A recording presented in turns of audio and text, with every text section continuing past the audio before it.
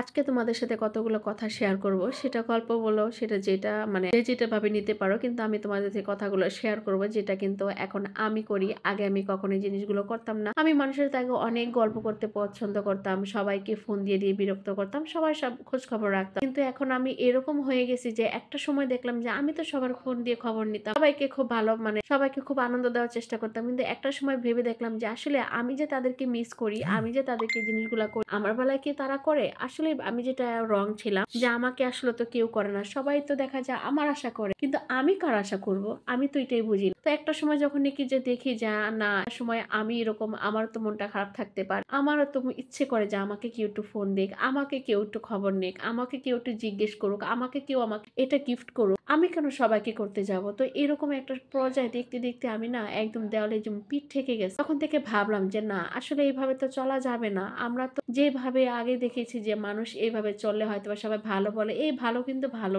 এটা কি জানেন? ভালো এটা হলো আপনি দিয়ে তাদের কাছে ভালো হতে পারেন। দিয়ে একটা মানুষ কত ভালো হতে পারে বলেন? আপনি কত পারবেন একটা মানুষের মন জোগাতে? এটা কিন্তু কখনোই সম্ভব না। আপনি করবেন সারা জীবন, আপনি দিয়ে যাবেন সারা জীবন, আপনি কারো খোঁজ খবর নিয়ে যাবেন, এটা কি কোনো কথা?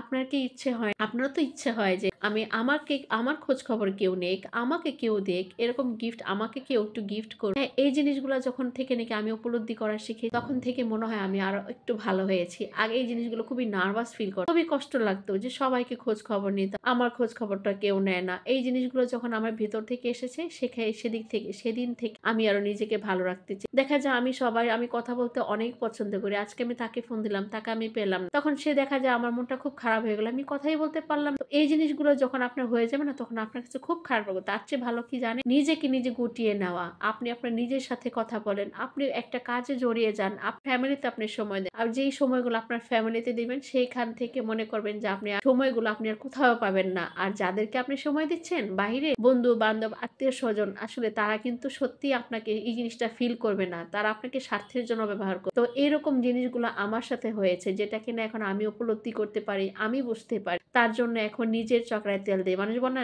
পরের চরকায় তেল না দিয়ে নিজের চরকায় তেল দেওয়া। আসলে কথাটা কিন্তু কথাটা খারাপ হলো কিন্তু এটাই চরম সত্যি কথা। তো পরের চরকায় আগে অনেক তেল দিয়েছি, পরে একটা অনেক মালিশ করেছি, পরকে অনেক করেছি। তার জন্য ভাবলাম যে এখন শুধু নিজের জন্য কিছু একটা করি। তাই এখন নিজেকে নিয়ে গুটিয়ে ফেলেছি।